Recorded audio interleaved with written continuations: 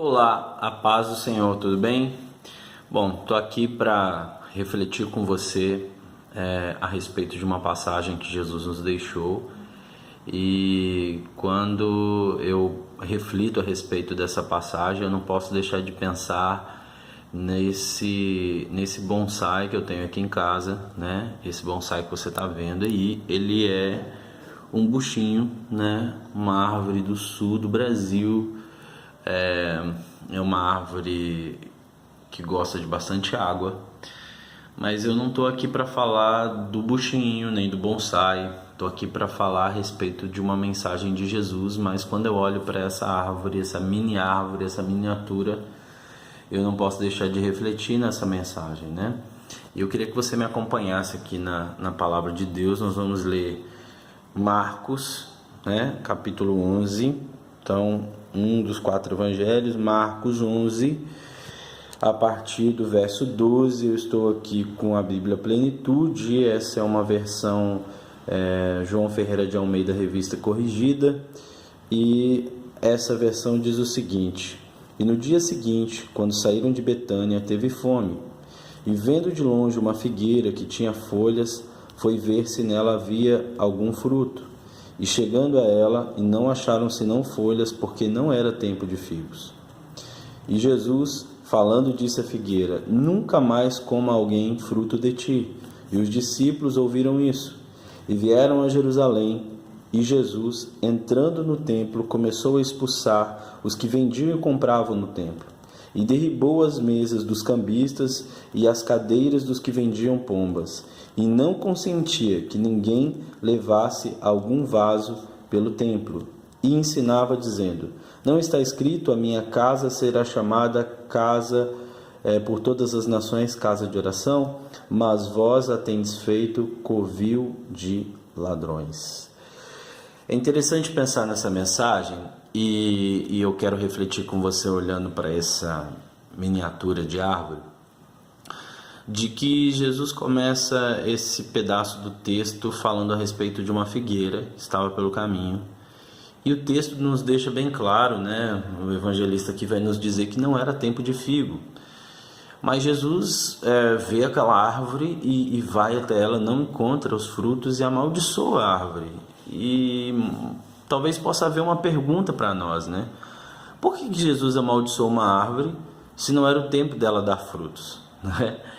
E o interessante é que a figueira, diferente da maioria das árvores, a figueira ela produz primeiro o fruto e depois ela produz as folhas.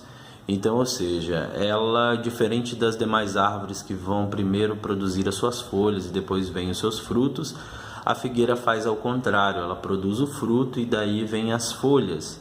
Então Jesus, andando naquela estação seca, onde as demais árvores estavam secas, sem folhas, ele olha e uma das figueiras se destaca entre elas, porque aquela figueira ela estava verde, né? Ela estava totalmente diferente, se destacando das demais. Então Jesus, com fome, vai até ela, né? E obviamente pelos seus sinais ela havia gerado frutos. E quando ele chega ali, ele encontra uma figueira sem frutos, apenas com folhas. Então Jesus amaldiçoa, e reparem no texto que nós lemos agora que Jesus ele volta e ele, após amaldiçoar, ele vai até o templo, e ao chegar no templo ele vai dizer, ele vai fazer a famosa cena que todos nós acho que almejamos, inclusive nos dias de hoje, né?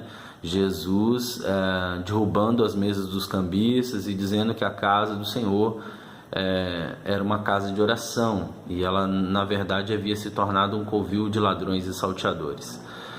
Bom, eu queria me atentar à figueira e queria lembrar a respeito do que disse, que a figueira ela produz primeiro os frutos e depois as folhas. Então aquela figueira ela na verdade fez um esforço muito grande para produzir uma aparência, né? Então quem olhava de longe imaginava que ela estava cheia de frutos, mas ao esmiuçar os seus galhos se percebia que não havia nada, só havia aparência.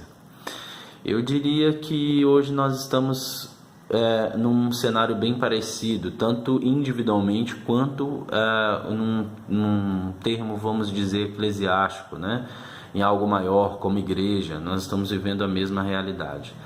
Nós estamos fazendo um esforço tremendo para gerar uma aparência em tempo de seca, então talvez a nossa vida muitas vezes se destaca de outras pessoas, né? Às vezes a gente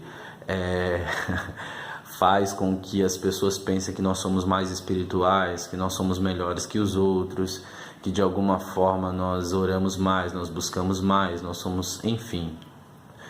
Parece que o nosso quintal, a grama do nosso quintal é mais verde. Isso também acontece no termo congregacional, quando eu digo, eu sou da igreja A, eu sou da igreja B, eu sou da igreja C, e aqui na minha igreja, aqui a mão de Deus, ela realmente toca, aqui realmente Deus age, aqui realmente Deus está, e por aí vai. E nós começamos então a termos uma preocupação muito grande com a aparência, né? De mantermos as aparências, e esquecemos da nossa essência, que é produzir frutos. Nós fomos chamados para produzir frutos que permaneçam. Então, todo esse esforço que nós temos tido para produzir folhagens, aparência, tem feito um grande mover de engano, né? Tem trago um grande movimento enganoso que tem permeado o Brasil e o mundo. Então, quando você olha, e isso eu estou falando de um contexto geral, tá? Lembrando que obviamente existem os remanescentes, obviamente existem as igrejas sérias, as congregações sérias, né? Eu estou aqui falando de um geral, né? Nós olhamos para esse geral e vemos uma carência extrema de frutos, nós vemos uma aparência muito forte. E Jesus vai condenar isso, inclusive no templo também. Ele vai trazer essa realidade para o templo, onde aquelas pessoas tinham uma aparência de templo de Deus, mas ali se tinha tornado um lugar de salteadores, de ladrões, né? Um lugar onde estavam reunidos os maiores pilantras, os mais safados e os mais sem vergonhas que existem. E eu estou dizendo isso e estou trazendo essa reflexão através da figueira, por quê? Porque nós estamos num tempo onde nós temos ouvido muitos escândalos na política. Então nós estamos vendo, por exemplo, escândalos como na Lava Jato, nós vimos escândalos em vários lugares aí dentro da política, do meio empresarial. E nós agora estamos vendo maiores escândalos no meio cristão. Então, um exemplo, recentemente em Vila Velha, um pastor foi assassinado por uma pessoa que ele estava ajudando, e essa pessoa era um rapaz, usuário de drogas, e o rapaz, ao esfaqueá-lo por várias vezes durante a noite, se entregou à polícia e alegou que o motivo pelo qual ele havia matado o pastor era porque o pastor era homossexual e eles tinham uma relação homoafetiva. Eu não estou aqui para julgar, para dizer se o pastor estava tendo ou não, porque ele não está aqui para se defender, né? Mas eu estou simplesmente para dizer o seguinte: os escândalos estão cada vez mais piorando, né? Nós temos também um caso de uma grande cantora a nível nacional que foi casada por muito tempo com um outro cantor também bastante famoso, e há alguns anos se separaram. Eu creio que 1 ano e meio, algo assim. Ela arrumou um outro namorado, e o namorado então resolve gravar um áudio porque, segundo ele ficou bastante preocupado com a situação da cantora em usar drogas. Então a cantora, ele grava um áudio e posta esse áudio nas redes sociais, denunciando que a cantora usava drogas, e no áudio fica muito claro que, aliás, não é um áudio, mas são acho que 3 áudios, e ali a cantora é exposta, né? Nós tivemos também um caso de um cantor famoso alguns anos atrás que disse que se colocasse todos os outros cantores juntos no mesmo palco não conseguiria estar acima dele ou igual a ele. Nós temos um caso de uma ex-funkeira que se converteu ao cristianismo e que depois, no ano passado, após dar entrevista a uma grande rede de televisão brasileira, disse que não voltaria mais ao funk, mas esse ano, a partir de julho agora, ela voltou a cantar funks e diz que Deus não está preocupado com o fato dela cantar funk. Então eu estou sintetizando aqui alguns exemplos, mas nós poderemos dar vários do que tem acontecido, ou seja, de árvores que têm produzido muitas folhas, mas que quando se chega perto, elas não têm frutos. Então eu poderia dizer para vocês que hoje nós estamos vivendo dentro da igreja esta realidade de uma grande aparência, mas pouca essência.